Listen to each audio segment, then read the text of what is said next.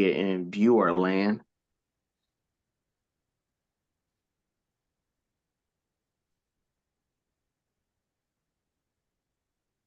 Oh yeah, Mike. They talking about you, your boy back.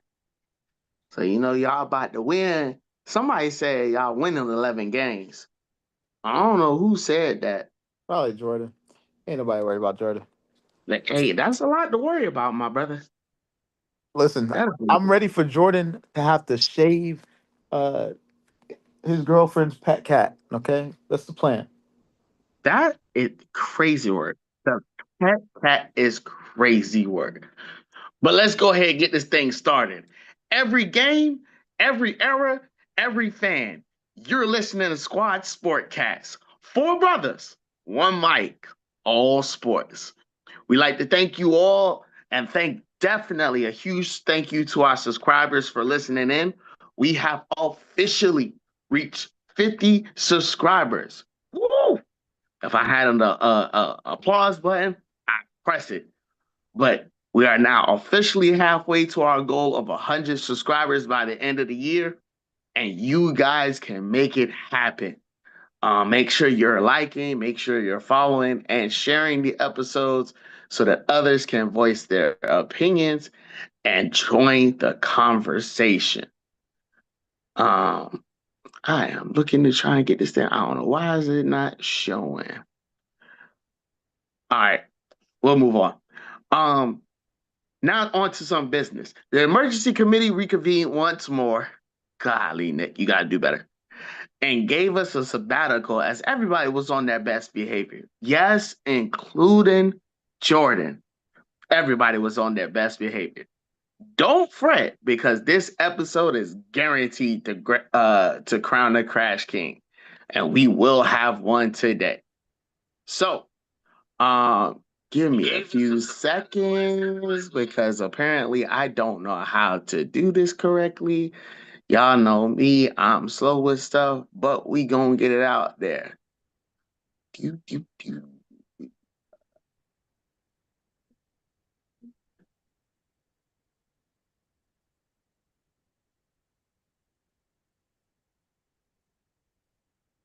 All right, now let's get into it. We got the NBA playoffs that are here. I'm gonna make this one short and sweet. The Minnesota Timberwolves fell to Victor Wembanyama and the Spurs in Game 7. Of course, the Timberwolves took Game 5. However, the Spurs came back and won back-to-back games to send Ant-Man home.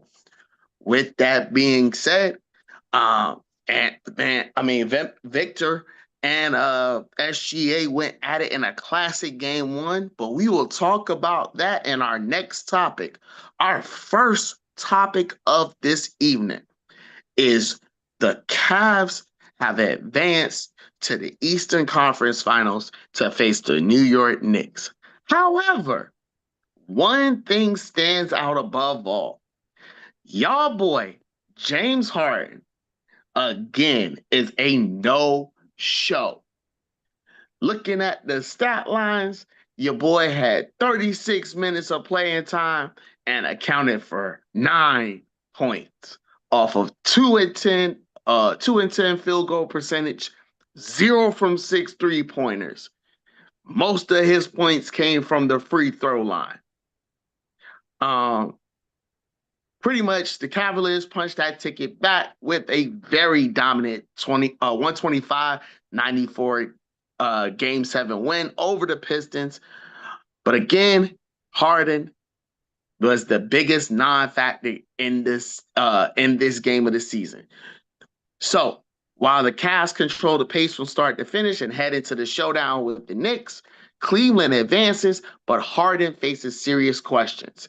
The two questions I have for the fellas tonight is number one, how many playoff collapses does it take before James Harden's legacy changes from all-time great to all-time choker? The second one being, can the Cavs beat the rising Knicks if James Harden continues these poor performances? Okay, I'll start. So there's a history of fantastic players in the NBA that never won a championship. Karl Malone comes to mind. John Stockton comes to mind. Tracy McGrady comes to mind. Charles Barkley comes to mind. Clyde Drexler. The list goes on and on. The point of it is that these are still considered all-time greats. Now the question is, will James Harden really break into that upper echelon of top 10 lists of all-time greatest players ever? I don't think he's got enough time to do it, in my opinion. And this is based on careful research. LeBron James is the GOAT. Unequivocally, not even a question. It's not even close, in fact. Number two is actually Jordan, which, if you go and check the statistics and look at the longevity and look at the stats and the records broken, it supports that claim. Then where it gets controversial is number three. I don't have Kobe at number three. In fact, I have Kareem Abdul-Jabbar at number three. So when we go through the whole list of the upper echelon, top 10, etc., James Harden is not even in my top 20 all time. So I don't think that his playoff positioning is going to help him move up that list in any capacity unless he wins the next five championships in a row, which I don't see happening at all. He likes to disappear when it matters. He's Harry Houdini when a game is on the line. Out of nowhere, my man just disappears. It's crazy. Donovan Mitchell is actually the alpha in that room with the Cleveland Cavaliers right now. So I'm not worried about James Houdini Harden. I know that uh, Jordan likes to give nicknames, so that's the nickname for James Harden, James Houdini Harden. Okay, because he's a now you see me, now you don't type of player. He has been his entire career. It's not a surprise. This is not a new thing for him. So I don't think that he can change the narrative that is written about him. I also don't think that the Cavaliers are going to beat the Knicks at all. I think the Knicks are coming for that title. Now, here's the thing. I know Jordan's been on the Knicks bandwagon all this whole time, so I got to give him credit for that. And I like the Knicks, but I do think that the champion is coming out of the West because I don't know who's stopping Wemby on the entire team for the Knicks. And I don't think that they match up well with the Thunder. I don't think they match up well with the Spurs. Since that's the two teams that they'd have an option of playing, I don't see them making it happen. So I don't think it matters what he does. It's not going to change his legacy. And in addition to that, I don't see them winning. But I'll pass it to Jordan. All right. So let's keep it a bean. James Harden is going to be a top five shooting guard all time. It's not going to be any debate about that. I don't care what he did last playoffs. I mean, Ausar Thompson was guarding him. If you know anything about Ausar Thompson, he's a lockdown specialist, and that's what he's good at. He's a lockdown person, but as far as shooting, he threw away the key. He has no shooting ability. Don't ever give him a gun because he's going to miss every single time. Um, that's why Harden was having such a difficulty. 9 points, I could let that go. He's the second person to be worried about when it comes to scoring on that team. But you have other shooter specialists and you have big men who can get their points. So I wasn't too concerned regarding, the 9 points. I mean, the Pistons had other problems with, like I said, welcome to the Jalen Duren show. Every single time he had less than 10 points, just about, they were losing. I could give Cade Cunningham 60 points, 70 points. As long as I kept the other stars in the Pistons gone, they were going to lose. So I ain't worried about that. Like he's James Harden is going to be solidified as a top five shooting guard of all time. Nick, what was the second question? Also, just clarify. The second question was, can the Cavaliers beat the Knicks if James Harden continues these poor performances? Well, that's the thing. So you're gonna have different matchups. I mean, it depends on who's guarding him. You got Josh Hart, you got OG Ananobi, you got Jose Alvarado off the bench who could give him some work. Um, Mikal Bridges. I mean, they have multiple guards and forwards that could give James Harden problems. But the thing is, can he get past them at his age? Yes, at times, but more than likely not, because all those people I mentioned are younger than him. So he's gonna have difficulty, but I still think he could get his 11 to 18 points per game. Still, I still got the Knicks winning, I believe, in 5, because the Cavs, I know, they're no easy team to beat. They have 2 big men that, when at their best, one can spread the floor, and 2 can get you on the defensive end with the blocks. And yeah, Donovan Mitchell, when on fire, is unstoppable to guard, because he's powerful. He's like 6'1" or 6'2", but he's powerful and get his floater. He got that D-Wade patented floater. And James Harden, as you know, James Harden, he's going to be the playmaker of the bunch. He'll get you he'll break the whole perimeter plan, and he'll get his floaters. He'll pass it to the shooter on the side, give it to Evan Mobley and Jared Allen. So he can do all that. But I still think the freshness of the Knicks will be too much for the Cavs to overcome. Keep in mind, the Cavs played 2 Game 7s this year. So eventually attrition is going to kick in. Here's my whole thing. And Jordan, you made something that I want to dive into for just a little bit. And you said that James Harden is going to retire a top 5 shooting guard of all time. Now, understand the weight and the heaviness, the gravity of that statement, because the first 2 slots are already filled, and we already know who they are. It's Kobe Bean Bryant and Michael Jeffrey Jordan. Not in any order. Please do not comments. Don't come for me. I just happen to throw those 2 names out there. So when we talk best, the top in the game, those 2 are already up there. There's no one else that proceeds has a resume like the 2 of them does. Not without question. Then when you start looking at the rest of the league, it gets kind of shaky. But again, there's people that could actually overtake this man. So again, look at the list. Yeah, just for shooting guards. I was just about to put him up there. Dwayne Wade would be absolutely number 3. I think that position is locked as far as the top 5. Dwayne Wade is locked at number 3. I think his first playoff run was his first playoff run to get his first ring, completely elite. I don't think you can argue that James Harden's career is better than D Wade's. No one's going to say that at all. Then you have AI himself. Of course, he does not have a championship, but he defined a generation. He is the cultural icon of the 2000s, helped bring the NBA, and it was one of the people that helped really drag a roster to an NBA Finals. I think where some of it is whether or not you think the following are better than James Harden, because you have Ray Allen, who's a multiple time winning champion, who's actually was clutch in getting his team to win a championship matchup. If you don't remember, it is the 2012 Miami Heat. You remember that game? I remember that game because I remember walking out of not Ruby Tuesdays, of Applebee's, saying that that game was over. And as I was walking out, literally Ray Allen made that shot. And that's what solidified Game 7. And that's why the Miami Heat have a ring, one of those rings right now.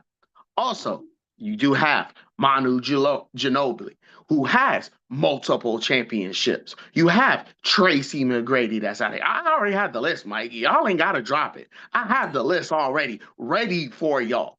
So again, when we talk about if James Harden is actually going to be top 5, the answer is hell no. He is not a top 5 shooting guard. He's not retiring like that. Now, I will put a caveat in it. If he wins the championship and he is a big contributor to that championship, he can't beat the Knicks, have a terrible game 6 and 7, then go off to the finals and then have a terrible game 6 and 7 and get drugged to a championship. Absolutely not. We're not rewarding bad players. Hold on, Nick. Y'all both are wilding because James Harden, if you have forgotten, is ninth in the all-time scoring list in NBA history as a shooting guard, or shall we say, combo guard or hybrid guard, if you will. You mentioned all these other players, and yes, Manu Ginobili as a team player has more championships than James Harden. Tracy McGrady has a different skill set than James Harden, and so does Vince Carter. Vince Carter was a small forward; he was a slasher. Y'all not gonna kill James Harden's a rep like that. Y'all crazy for all that. As far as a shooting guard, he's up there in the top 5, and there's no question about it. Listen, his MVP season is one of the best MVP seasons out there. Like point wise, you're not going to find too many people to have that scoring point PPG like James Harden. You're not going to have that many people that have that up there. However, I have your Game 6 and Game 7 playoff history with James Harden. I don't care about those Game 6 and Game 7. Oh, you know? I don't care about those. I consider an impactful player one that changes rules. Like people love Michael Jordan and buffing him off and all that. But James Harden was one of those players where they changed rules based off of contact, based off of drawing fouls. And you saw it. And it was one of the first games of the season. I keep on going back to either 2018 or 2019. He was playing against Portland. He did the same move, and he didn't get caught with a foul because they changed it over the offseason because there were so many complaints about it. We're not going to disrespect James Harden. I don't care about these Game 6, Game 7. We are going to disrespect James Harden because again, y'all will. I'm not. Steph Curry was cooking without that foul call change. I'm sorry, but Steph Curry was still cooking. Steph Curry is a different type of player. No. Steph Curry is a different type of player. He's a scorer and a shooter. Chris and the Paul best shooter ever. One? Chris Paul is not. Chris Paul is a true point guard. He's a playmaker. We're comparing apples to oranges here in terms of players and their archetypes. Again, as I have stated, we're gonna go down this road. Y'all got it. We can do that because I got a little bit of time. No. Because at the end of the day, y'all have said, and it's a very loose y'all because it includes the people out in comment land. Y'all said that James Harden is a first ballot Hall of Famer, and I've told y'all yes, he is. First ballot Hall of Famers have to show up in big moments. He's a first ballot Hall of Famer.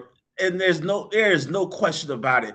If you see his line of work, there have been seasons where James Harden was unguardable because of how he was able to manipulate. How many rings did that translate to? Because Steph Curry was unguardable. LeBron James, when he was playing in Miami, was unguardable. When LeBron James beat the 3-1 Golden State Warriors, LeBron James was unguardable. When KD went from OKC to Golden State, he was unguardable because he won those 2 championships in easy fashion. So are championships the only way we equate how great a person is? You have to finish the job. Is that the only you have to finish the job. You're saying unguardable. Unguardable means unguardable. Unguardable does not mean I show up to a Game 6 and I put up 13 points. I'm putting up 11 points. I don't care about a Game 6 or Game 7. Game, bro.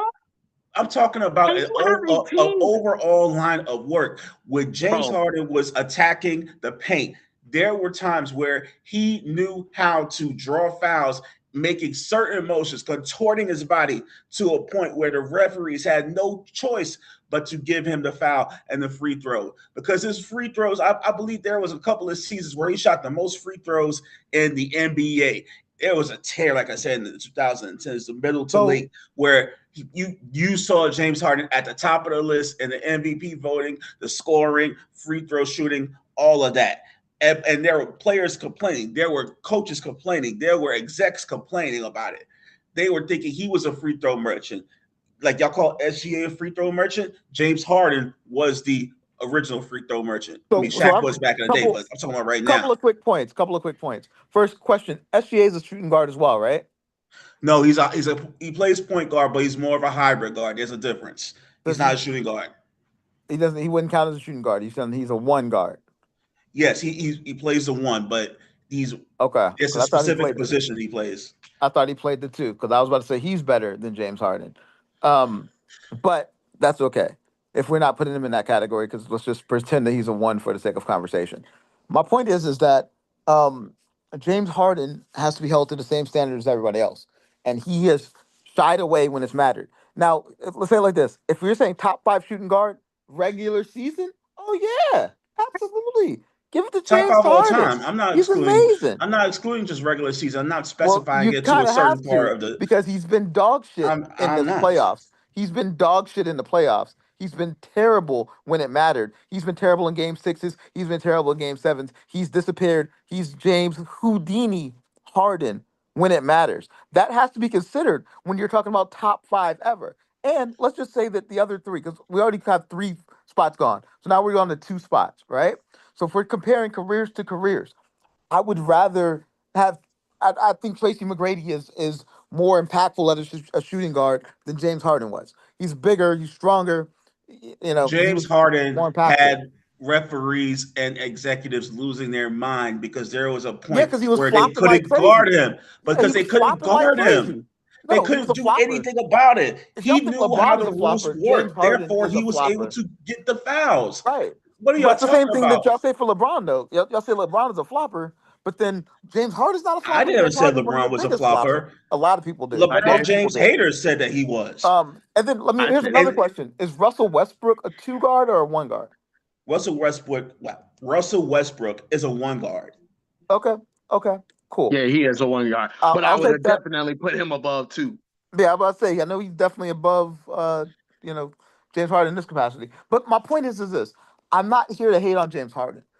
My point was that What if he y'all was saying going is to be a top. it's like hating Time right out now. 1 second. What I said was I don't have James Harden in my top 10 or top 20 players all time. I didn't say anything about specifically the shooting guard position. With the shooting guard position, I'm okay sliding him at number 6, maybe 7. But we can go and look at all the stats and go through the numbers. That's probably a different conversation. But I don't think that he's, regardless of what he does in these playoffs, if he goes crazy for this next game and destroys the Knicks for 4 games in a row, and then let's go say he goes crazy in the finals and he destroys the Spurs or destroys OKC, would I put him in a higher order? No, he would still have the reputation of fading away when it mattered repeatedly. Can y'all? Is he immensely talented? Absolutely. Here's the thing: James I Harden need y'all is to immensely do. talented. I need y'all You to say do me a talent, favor. yes, I but is need he y'all a to do me a player? favor No. and take your rose-colored glasses off because it's the How Michael do we have Jordan effect. rose-colored glasses when you say It's in the Game Michael 6 and Jordan 7 he's effect been all over terrible? again. It's the Michael Jordan effect where y'all are so enamored by his heroics His and inability to win. wait. Because of his heroics, y'all are so enamored by that. Y'all can't see other players being great in their own light and in their own perspective. The fact that there were Jordan rules created because Michael Jordan felt as if the contact was too harsh when he played the Pistons and the Celtics, they made rules to help him. With James Harden, they made rules to work against him, but that's how great he was. Man, I'm not trying to hear that. At the end of the I mean, day, y'all not trying you to hear it, have but y'all haven't said it's right or wrong. So again. Here's my thing: AI was being targeted by the refs, What? targeted, and demand was still winning games, even while being targeted. So I'm not trying to hear it at the end of the day. If I AI think didn't Reggie have to Miller deal is with better this, than James Harden, and Reggie hey, Miller is I a didn't shooting even guard. mention let's him. not I get didn't even crazy. mention him. That's I crazy. didn't, Let's not get That's crazy. ridiculous. Yeah, Okay. let's not get like I said, Okay. ridiculous. I'm fine. Reggie Okay. Miller I'm is an fine. excellent 3-point shooter, but as far as an overall shooting guard, James Harden runs circles around him. I don't know Like about I that. said, I'm I fine can't give you putting that. James Harden in top 10. I do believe top 10 is where it's Top 10 it, shooting guard Top or top 10 five, top 10 shooting guards. top player? five shooting guard, Top 10 shooting guards all Okay, time. top top 10 five, shooting guard. Top I can 10 accept top shooting top five. guards 10 all shooting time. guard. I'm fine putting him there. Like, I'm fine putting him there. Top 10 shooting guards. Top 5? Hell no. Absolutely not. We're glazing the man for being a regular season merchant. It's the Dak Prescott effect at this point. We're glazing the man for You're having comparing him to regular Dak season Prescott. success. Oh my Yes, goodness. you He is the are. Dak Prescott of the You NBA. are. You're giving this man Whoa. flowers for being a regular season That's merchant. wild. In Yeah, the he's playoffs, definitely the Dak man Prescott. That's a has great example. disappeared. Y'all are That's a wild great comparing example. He's Dak Prescott definitely to Dak James Prescott. Harden. Like Just Yeah, saying. I think they're the same let's person, aren't not they? let's not disrespect let's not disrespect Dak James Prescott, Harden you're like right. that. Don't disrespect Dak Prescott No, like that. James Harden actually made it to an NBA Finals. Dak Prescott has not made it to a conference championship, let alone a Super Bowl. We're not going to do Wasn't that. he the sixth man No. on that team? Yes, Was he he the was. sixth man? Oh, Yes, he okay. was. Okay. He was the sixth He man on still that team. he That man was still was not a a contributing player. factor. Okay. James Harden made it to a conference finals. He's made it. This is was it? I think this is his second or third conference final that he's been to. Like that, has Dak Prescott ever made it to a conference championship? I'll wait. That's Bro, true. we're He is not. talking about at this point the difference between. Y'all gonna compare Dak Prescott? Come on, bro. They might as well have had the same career though, because ain't neither one They, of they them have won when not it had the mattered. same career. They They neither have one of not. them won Dak when it mattered. Prescott I'm came so out. hold Dak on. Prescott came off the bench when Tony Romo had gotten injured and was straight shooting Wait, but since didn't then. James Harden come off But the bench too? he Because he has was the been sixth inept man at in the year they times. went to the title.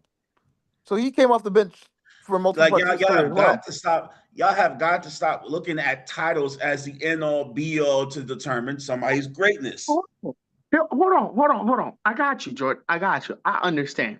James Harden went to a finals. I'm here for it. He did go to a finals. Dak Prescott ain't even sniffed the NFC championship. We'd have had people get born, go through school, go through college, get degrees, get drafted to the NFL, and make it to an NBA championship before that man. We were all born, raised, made it through high school, made it through college. I got a master's degree. I think, Mike, you got a master's degree, right? If you two of them, you got two master's degree. Jordan got a bachelor's degree. So we got all these degrees before Dallas even make it to a conference championship. So I feel you on that. Here's my question though, because you did mention he went to a finals. What are you doing in the finals? He wasn't the primary scorer. No, If you forget, if see, you forget now we're moving the Russell Westbrook, goalposts. no, I'm Now not we're moving the moving the goalposts. Russell goalposts. Westbrook and Kevin Durant were the primary options. 1, 2, you could rotate it whichever way. James Harden did come off the bench most of those times. They looked for him for that secondary scoring, but they had multiple Miami. He had multiple defensive specialists and guys that could guard him. So, I mean, we're not going to do that. Okay, so then the next question is, because I've had to deal with this as a Lakers fan, and as a diehard Kobe fan, I've had to hear this conversation a lot. In 2001, 2002, the 2000 yeah 01, 02, 03, Lakers won all three championships, correct? Which one now? 2001, 2, and 3. The Lakers won the championship for all three of those years, right? 2000, 2001, 2002. Okay, I just want to make sure I got my three-peat correct. I was off by a year. So in there, Kobe was not the number one option. You know who the number one option was? Shaq. Right. Shaq was the number one option. Kobe was the number two option. Actually, Kobe wasn't even the number two option because you had, I think, Rick Fox. You had a lot of players on that team. It was like Karl Kobe was the Malone, second number two option. Karl but he was Malone still the wasn't on number that two team. option. But when it was time for Kobe to play, because Kobe was like 19, 20. So about the same age as James Harden. Actually younger, probably younger than James Harden. But no, because drafted in 96, let's add about 5 years. He was like 21, 22 years old. About the same age as James Harden when he reached his finals. So how does Kobe around the same age and around the same age, still playing there, he went to a finals and he actually showed out. Not being the number one option, because the number one option was Shaq. Shaq was getting 120 mil, but Kobe played out. Well, I'm gonna leave it right there. I'm gonna leave it right there because we gotta move on. We gotta move on because we got better stuff to talk about than James Houdini Harden. So we can discuss this later in the comment section. I need y'all to let us know. Are we right? Is James Harden really a top 5 shooting guard in the league? Or is my man Jordan Glazing out here? But that's for the comment section to decide. We're going to move on. We got the next part of the NBA playoffs. Game 1 happened for Victor Wembanyama's Spurs and SGA's Thunder in a shocking fashion. Wembanyama completely stole Game 1 on a night where the spotlight was supposed to belong to the MVP SGA, who won MVP. So congratulations to SGA. However, your spotlight got stolen by Wembanyama. He drops a historic 41 points, 24 rebounds, and 3 blocks. However, in a double overtime win, as they stunned the defending champions 122 to 115. He becomes the youngest player in playoff history, in NBA playoff history, with a 40-20 game and hit a clutch 3 to force that second overtime. This wasn't just a superstar performance. It really felt like the moment the league became Wemby's. So, can the Spurs duplicate this and upset the champs in the conference finals? Or was Game 1 more of a rusty start for the defending champs? I think it's a prior more than the latter. I know the Thunder had about close to a week to get healthy, but the Spurs played more games, and they still were at it. They were short one Fox. That means that was De'Aaron Fox, but yet their guards still put up good numbers. Stephon Castle, I mean, he's young. I think his second or third year, he got to get rid of those turnovers, but he still had double digits in assists. Dylan Harper is a rookie, and his poise in the game was exemplary. And the Thunder, as far as their guards, I believe that the Spurs have a more physical matchup in their favor. And with Wemby, what can you do? Like, really, what can you do? He's 7'30". All you gotta do is throw up a lob, and it's like, I mean, he down there somewhere. Like, well, who was that? Tyreek Hill? I mean, he down there somewhere. That's Victor Wembanyama. Imagine him being a receiver and you're a quarterback. He's always going to be open, like AJ Brown, always open. Anyway, not this last year. That man was closed. Thank you. Facts. Overrated. Closed, okay, man. Wait. Let's not get out. Let's not get out. It's ridiculous. Bro. Anyway, back to the conversation. Now, I wonder what the Thunder are going to do now that pretty much, I'm not saying they've been figured out, but somebody was actually able to match them point for point. I want to give a shout out to the Lakers. I want to give them some flowers. They lost each game they played against the Thunder in these playoffs, but what they did was expose a couple of weaknesses. Like, if you can match them point for point in the first half, all you have to do is keep that momentum after the first half, and you have a chance. And they were doing that. But the thing is, you got to have guard play that's great. You got to have guards that could get their points. You got to have a couple of shooters that can actually shoot threes. And you need a big man that could give Wemby some problems. And Rudy Gobert tried to give Wemby problems, didn't work. Chet and Hardenstein, they tried to do it, but it wasn't working. Chet's 7-1, and he scored about 8 points. I think 8 points. If that's the point, if that's what's going to happen, then it's going to be a long series for the Thunder. Like, I got the Spurs winning, and it's looking real bad because there are a couple of things. Like, Jalen Williams played and had 28 points, but it looked like those points didn't even matter. And he's the second option. Do you know how demoralizing that is for a team where your second option can score 30 points and it doesn't even look like it impacted the game at all? You could have put AJ Mitchell in there. You could have put Kason Wallace in there with a couple of points. You could have put Isaiah Joe there, the other Jalen Williams there. The thing is, I know the Thunder have interchangeable parts, but the thing is, are those parts going to be optimized in the card as the Thunder to help overpower the Spurs? I don't think so. Does the Spurs have the team cohesiveness to give the Thunder the problems that the NBA has been waiting for? Uh, like I said, I think the Spurs will win this. Um, Either 5 or 6. I don't think it's going 7, although I would love for it to go 7, but I think it's going to be 5 or 6 because they have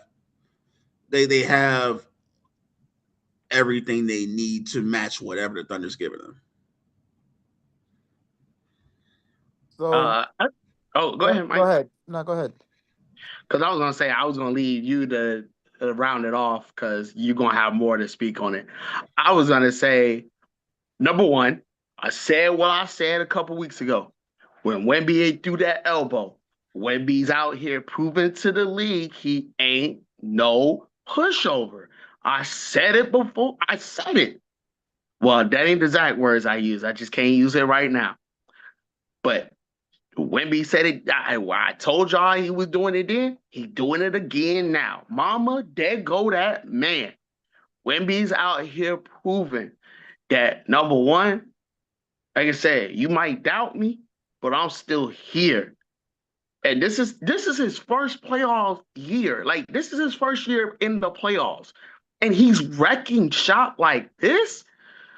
Come on, man. The league getting put on notice. Like it's looking very good for Wemby right now. And right now, the momentum's all with the Spurs. Right now, the Thunder have to play catch up. I think you had a point where you said the Lakers did everybody a favor because they had somewhat of a blueprint. I think the major issue was that the Lakers didn't have enough depth because um, OKC has depth and they're able to interchange their pieces. At least SGA can be pulled. SGA has had plenty of times where he's been pulled in the fourth quarter just because, and the second strings have been able to finish games off, and it gets nasty. But now you're facing a team in the Spurs that number one, not only can pass, it's reminiscent of a Greg Pop offense and that Greg Pop defense. But if it's going to be a shootout, we have the people that can contribute to a shootout. I think this does go at 7. I did say the Spurs win it. But honestly, I think this is going to be the matchup of the year. This is the playoff series of the year. Whoever wins this wins the championship, in my opinion. Whether it be the Spurs or SGA going back to back like Drake. But like I said, that's all I had. I didn't have too much. Mike, go ahead, close this out for us. So, one, Wemby's been completely dominant. I'm happy to see him actually achieve his potential. Um, that's exciting. I think he's upset that he didn't win the MVP. I think that's why he's trying to prove a point because he honestly, it didn't make sense that Jokic finished above him. To be honest with you, for MVP voting, in my opinion, I think that SGA should have won it. Okay with that, but Wemby should have definitely been second. And for him to not get second, I think Wemby is now proving the point. I like a dominant Wemby. A dominant Wemby is amazing for the league. Like he's like the creative player that you make in NBA 2K. That's what you try to make. You try to make Wemby. You like, yo, what if AI was 7'4"? That's Wemby, bro. Like that's what it is, you know? What if James Harden was 7'4"? Wimby. Like we can keep going on. He's faster than a lot of the players. He's got the length. He's got the defense. Uh, he's got the pull up game, pulling up from the logo three. Can't be stopped. You can't block this man's shot, right? When I saw that logo 3, I threw my phone. I'm And like, ain't no way he just pull up from the Steph logo I'm shot. just And saying. Steph was doing it and made it cool. Wimby's doing it at 7'4", 7'6". This man is so tall, bro. Like he was standing next to Disrespectful, LeBron like James and making LeBron James look short. LeBron James 6'8". he was making that man look short. If I stand next to Wemby right now, I'll be as tall as his knee. His knee. I'll come up to the man's kneecaps. Okay. So what I'm trying to tell you is that I'm really excited for a dominant Wemby. I do think that it's a bad matchup for the Spurs. It was a bad matchup in the NBA Cup. You got to remember, the Spurs won the NBA Cup and beat the Thunder then. They've already got a blueprint to Jordan's point. So they already now know how to do it. Not only do they know how to do it, it's a matter of them showing up. Now, here's the thing. Wemby can't afford to have a bad game. I'll tell you that. If Wemby has a bad game, they lose. He cannot afford a single game off where he disappears. If he pulls a James Harden and disappears in the playoffs, they lose terribly. So I think that he's the force multiplier for that team. He's the one of the top number one picks that you could possibly ever have because he's 7'4" with guard skills. Like, dude, it's just wild. He's the alien. That's what they're calling him. He even does his signature with the alien up there. I don't know if y'all seen his signature, but he does his signature with a picture of an alien as part of his signature. So my point is that I think that I think that uh, I'm excited for the Spurs. I'm excited that they got Wemby. I'm excited that Wemby's doing his thing. Stephen Castle's also been great. Um, they could win it all this year.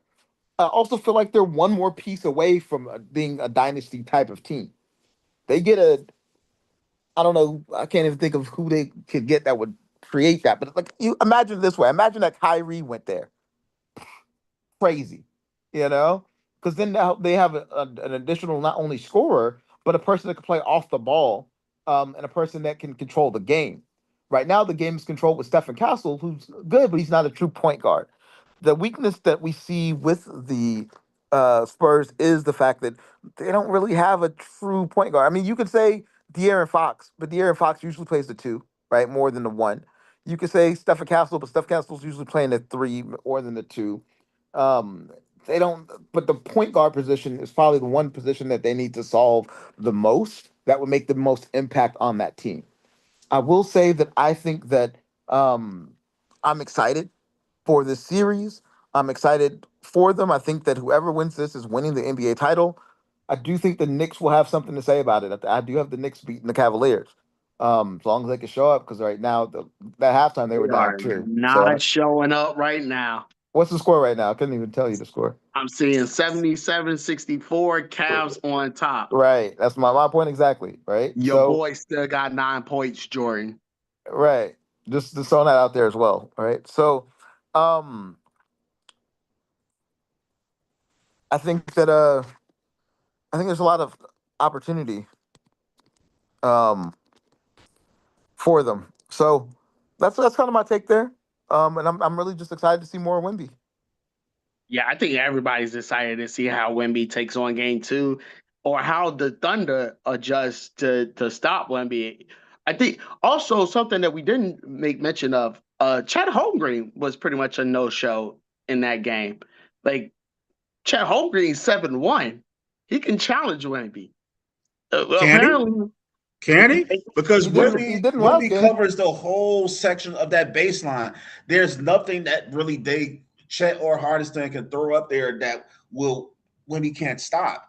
So they have to alter their game. But the problem is,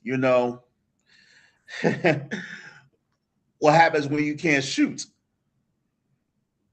but my thing is, you play defense. Like, Dennis Rodman that thing until they win. Like, here's my thing. As a 7'1" person, like as a NBA player that's 7'1", if I see somebody that's 7'5" being matched up and winning the matchup, bro, everybody knows we've all played basketball in our lives. When you see somebody that's your height giving the business to somebody else, you gonna be like, hey, yo, bro, I got him. I got him. I got him. We got to change things up. I got it. Let me be that guy. You already know how we do that on the court. Like, bro, there's no way you being 7'1" and you let this man in game one go off for 40. Bro, if Wemby goes off for 35 and they win game 2, bro, I'm looking straight at Chet Holmgren. It's his problem at that point. Like you know how in certain situations where it's like this is a you problem specifically. That is a Chet Holmgren problem. Bro is 7-1, and from what reports say, him and Wembayama don't like each other. I don't know if it's true or not. I ain't going with it. That's what the reports say. I ain't no reporter. If I was a reporter, trust me, I wouldn't be in here right now. I'd probably be over at San Antonio trying to get ready for game 2. But that's neither here nor there. But like I said, that's that man Chet Holmgren's problem. He's gonna have to do something about that. Like he got to be the body to stop that man. But let's move on real quick because I have a nice little game for the fellas right here. Because the fellas right here, they're very gifted and talented in the game of basketball. They know a whole lot. Y'all know much more than I do. Y'all level of basketball is like up there. Now we talking football? Nah. I'm up there. But we talking basketball. Y'all got me destroyed right now. Like y'all knowledge is just so up there. So I just want to see how well that knowledge is. I have a game. It's called Stat or Cap. Playoff edition. So basically, I give you the line, the stat line. I'll even give you the player. Your jobs are just to tell me if it's stat, if it's a true real stat, or if it's cap. Guys think you can do it? Let's do it. I don't think we have a choice. That's the game. Stat or cap, playoff edition. First lineup, 34 points, 5 rebounds, 6 assists. Game 1 Eastern Conference final win. This is a Michael Jordan stat. Is it stat or is it cap? Stat. 34. He said 34, 5, and 6. Yep. Yeah, I'm gonna say stat. I'm gonna say cap because of the assists. All right. Well, Mike, you get the point. It is an actual stat. It is the 1991 Eastern Conference Finals, Game 1 versus the Pistons. Michael Jordan sends a message early. All right. Line 2, 26 points, 11 rebounds, 13 assists. Game 1 overtime win. It is LeBron Magic Cart James. Is this stat or is it cap? 26, 11, and 10. Wait. Did he get 26, 11, and 10 in an overtime game? Is that what you said? 26, 11, and 13. In the playoffs? Yeah, Eastern Conference. I'm Finals. I'm gonna say fact because I think he did that against the Pistons that year, or against Boston. I say cap. Say cap. Yeah. Second point given to Mike. It is actually you were close. You had it, Mike. It was actually the Celtics, though. Yeah, I said that. Eastern Conference Finals 2018. Mm-hmm. He did that triple-double in an all-out war against the Celtics. Next line up. 40 points, 8 rebounds, 3 assists, and a Western Conference Final Game 1 win. This stat comes from Kobe Bean Bryant. Is it stat or is it cap? 40 points, 8 boards, 3 assists? Yep. I'm going to say cap. Because Kobe wasn't getting boards like that. How many boards you said again? 8. 8 boards, 3 assists. 3 assists seems right. 8 boards sounds like too many. This is the playoffs, you said? For game 1 in the playoffs at that. Kobe Western didn't usually Conference dominate Finals. till like game 5. That sounds like a Nuggets game. I don't know. I'll say stat. Jordan, you're on the board. You got one. It is an actual stat. 2009 Western Conference Finals, Game 1 versus the Nuggets. He was That right. is It was an against the actual Nuggets. real stat. Yeah, I guess that because Kobe went off against Melo in that series. That was a dogfight. Yes, no, it won't. They got Yeah, that was against the Nuggets. Yes, they those gave two them fought. 6 because they was dogging them. I think they ended that in 4. Matter of fact. Matter Nah, of I think fact, it I was think they 5. swept them. No, I don't think the Lakers swept the Nuggets in that series. Hold on. Yeah, I I do got think you. they swept them. Nah, I don't think so. Because that I know the Nuggets won a couple of games. Um, Yeah, it was 6. yeah, I was about to say they won it in 6 because yeah, game 1, game 2. Oh, because they were close. That's why. And then the Nuggets they took game 4. No, they took game 2 and game 4. Oh, it was back and forth. Okay, yeah. The Melo was shooting. All right. I thought they gave them belt. All right. Well, all right. So right now we got Mike with 2, Jordan with 1. Next on the list, 19 points, 12 rebounds, 3 assists. 2003 Western Conference Finals, game 1 win, Tim Duncan. Is this stat or is it cap? You said That's a Western stat. Conference Finals. Yep. That's a stat. He got a double double. I'm gonna say stat Western Conference Finals said 2003. This had to be against. Uh, what's with this the against the Suns. Lakers? I think this was against the Lakers. I'm not sure. I'll say stat. You're both correct. This was the Western Conference game 1 versus the Mavs. Oh, The the Mavs. Mavs. Um, Yeah. pretty quiet game, but very loud results. So, 3-2, still Mike in the lead. Next on the list, 36 points, 6 rebounds, 7 assists. Game 1 win, Western Conference Finals versus the Blazers. Stephen Curry is your player. What was Is the this points? 36. I'm gonna say 36, stat. 6, and 7? I'm gonna say stat. And this is you said the Blazers, and this was Western Conference Finals. You said Yep, 2018. Yeah, I'm gonna say that's a stat. that is correct. It was 2019. Just nice. But yeah, versus the Blazers, He went pretty off that game. I effortless. remember that. Yep. Next If on I'm the correct, they list, swept them in that series. I believe they did. Yeah. Well, next on the list, next line, 44 points, 21 rebounds, game 1 win. 2000 Western Conference Finals, game 1. Your player is Shaquille O'Neal. Is it 44 stat? points, 21 boards. How many assists? I don't have that stat line. 44 and 21 is the stat. Yeah, 44 and 21. They gave me 0 blocks for the third stat. That I'm gonna say also that's a cap. that also doesn't sound right. What? Wait, what? What's this? The finals Western Conference Finals, 2000. I'm gonna say that's cap. in 2000, 44, 21.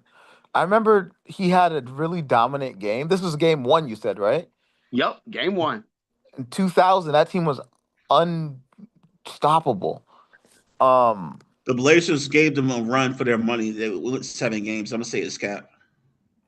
but 44 and 21, he was going up against Sheed Wallace, who couldn't stop Shaq at all, and Bonzi Wells. 44 sounds like a lot of points, though. The boards I can believe, but the 44 points and the boards, Shaq usually got tired or would have been taken out of the game. I'm gonna say stat. Fuck it. What'd you say? You said cap, Jordan? I say Yeah. stat. He said cap. Mike, you got another point. This is an actual stat. Game 1 versus the Spurs. Pure physical dominance, of course, from none other than Shaq Diesel. So 6 straight stats. That's crazy. Next line up. 28 points, 5 rebounds, 4 assists. 2017 Western Conference Finals. Game 1 win. Your player is Kevin Durant. Is this stat or is this cap? What's the numbers? 28, 5, and 4. In what playoff? Western Conference Finals, 2017. Oh, that's a he was playing with the Warriors then. I'm gonna say that's a stat. Mm, I'm gonna go. I'm gonna go Cap with this one. Jordan, you get the point. This is actual cap. The real line was 34 points, 5 Underwhelmed him. rebounds, 4 assists. I underwhelmed him. Yeah, that's true. Yeah, slight underwhelm. I You was like know, 28. I know he easily hit 28, but yeah, yeah, I that's mean, like, and most people would understand 20. Like, you hear 28 and Kevin Durant, you're like, yeah, that sounds about right. that's like a regular game. Exactly. 9 points. You wouldn't hear that from Kevin Durant, but I neither here nor there. Maybe James Harden in the playoffs. But yeah, go ahead. Last stat out here: 35 points, 13 rebounds, 2 blocks, and a game 7 win in the Western Conference Finals. Your player is Hakeem the Dream Olajuwon. I'm gonna say stat because Akeem the Dream was the man. He said 35. What 13? He said 2. Yep, Akeem 2 blocks. Olajuwon, 2 blocks. Yeah, I'm gonna say stat. That is correct. Uh, It was 1995 Western Conference Finals, Game 7 versus the Spurs. Closed the series out like a legend. It's actually crazy because they said on this, and they were saying if you miss more than 3 of these, you don't really watch basketball, you watch highlights. So Jordan just unfortunately missed the bar because that he missed that third one. But Mike, you out there. You know your basketball a little bit. I just had to I'm make sure that I'm even better in football. And I'm even better in fantasy football, even though I got screwed this past year. But that's okay. That's okay. rare. It won't happen Okay, again. Did you see the trade I just made? I'm just saying. Your boy is back. listen, we're not talking about that trade. I'm about to call Yes. collusion, and I'm not even I need to in that. call the commissioner of that league and put in a report because that's insane still. That is Who? insanity at best. All right, Oh, our final topic of tonight. I wanted to change things up. And I wanted to make sure we gave the other side of basketball their flowers, and not just because they're women. We wanted to talk about the WNBA, and Duh. it's starting to heat up. In the last stretch of the NBA WNBA action, the tone from the sidelines has been just as intense as the games itself. Um, Moving forward to this season, a lot of there have been instances of head coaches calling out their players openly to lack of execution and discipline. One example of this is the Indiana Fever head coach Stephanie White, who openly challenged her group, pointing to late game executions and lack of discipline when possessions matter the most. It is a it's an NBA law out here, making it clear that effort alone is not enough at this level. You have to finish the games. She's not alone. Across the broader women's games, Dallas Wings head coach Jose Fernandez just this week has made public headlines by calling out his roster just 3 games into the season. Following a loss to the Minnesota Lynx, Fernandez openly addressed the media, stating that there's selfishness in this locker room, criticizing players for worrying more about minutes and starting spots than actually winning games. The message from both benches are the same. Talent is no longer the issue anymore. Execution is. And in this league, accountability is rising fast, whether the players are ready for it or not.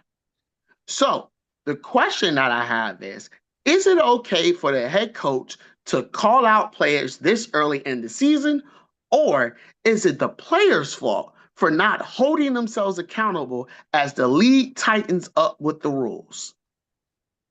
hmm. I'll let Jordan lead off with this one. Interesting. I think it's a thing where you have the coaches call out your players, but I would recommend that more inside the locker room rather than outside to because I don't want the players to feel like they don't have the trust in their head coach. But I also think this has to do with the uptick in WNBA player salary because I think Spider-Man Uncle Ben said, "With great power comes great responsibility. With great pay comes greater responsibility." So, and if you had not noticed, the max salary in the WNBA has increased, and players have gotten a nice little bump up in their paychecks. So the coaches are asking for more because if the WNBA players want more to be treated like their counterparts in their franchises of the league, they have to play like they want it. And I think for too long the WNBA has gotten by with just they're fundamentally sound, but they also have gotten by just not playing up to their best potential. And coaches are like, nah, we got to fix that. You can't get higher pay and play the same way. So this is this is the result of it. Players are being called out, and we're going to see if they answer to it. I'm sorry, say that one more time, Jordan. I said players have been called out by their coaches. Now we're going to see if they answer to it. Well, I mean, yeah, I mean, part of it is so not to put it all on them because we just talked about officiating changes because of James Harden. So, um, the officiating, we do have some officiating and physicality controversy in the WNBA, because the game is being called tighter. However, the style of play is getting more physical, so it's creating constant friction out here. Also, on one side they have the stricter rule enforcement, but on the other side, the game feels physical, but it's kind of inconsistent at it, at least from an officiating standpoint. Um, one night a bump on the drive is a foul, the next one it's considered playing on. So there's no like consistent line being driven across it. So I can't put it all on the WNBA players because if it's not being consistently called, then we don't really know how they're officiating it. So, I mean, still, I believe Jose Fernandez was right to call out his roster saying that there was selfishness in the room. I ain't fine with that. If he was calling it out saying that they're ill prepared, they don't know what they're doing, that's different. But for him to call out their selfishness in the locker room, I think he's actually spot on and he's right to say that. Hold on one second. But I think that is an actual true statement from him, and I think it should indict fire though. I'm so sorry, my sinus is kicked in. But So, yeah, so I'll go. So what I'll say is, I think it's too early in the season to be making such a push. I think that you gotta, when you make adjustments, in professional sports, it needs to be for a purpose. It doesn't just need to be for the sake of conversation. Um, it's so early in the season that right now it just seems like you're trying to set a tone that's not ready to be set yet. Right now they're just working their way back from uh, preseason. They're working their way back from playing overseas. They're working their way back from being on vacation. Um, each game does matter. I agree with that. The season is shorter. Okay, cool, got that. But I also think that um, I think it needs to play out longer. It's like if you're making that type of statement, you're coaching for your job and you're acting out of desperation. Is how it comes off to me, especially this early in the season. Like you're not even 10 games into the season, you know. Um, so I think that on my end, it's too early to make that type of statement. I think it's necessary, but um, I think that it's too early to be able to make it matter or to make the impact that you want it to actually make. I mean, I agree with you. Like my first thought when I seen the actual news article, I said he's gonna be gone. Like at the end of the year. If he's not gone mid-season, he'll be gone by the end of the year.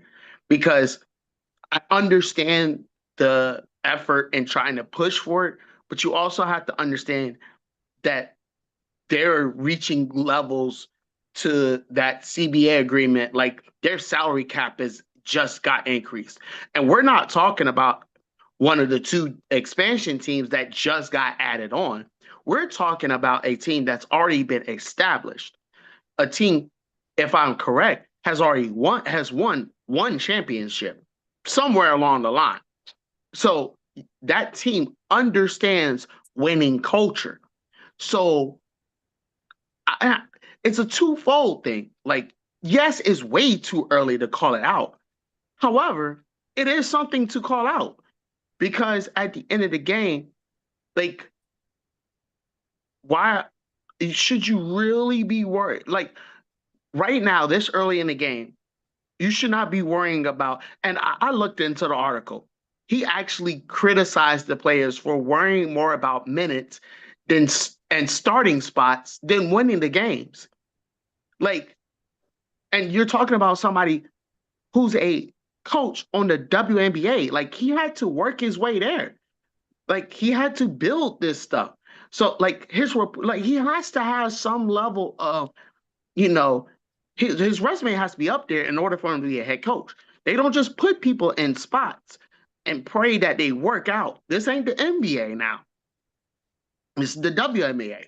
Everything's a little tighter. Like, you have to be good at your job. So I don't believe he's wrong in calling it out because at the end of the day, if I make the plays and they are working, but you're worried about getting more minutes because, oh, well, the new deal is out. I need to get as much money as I can. No, he's right to call it out.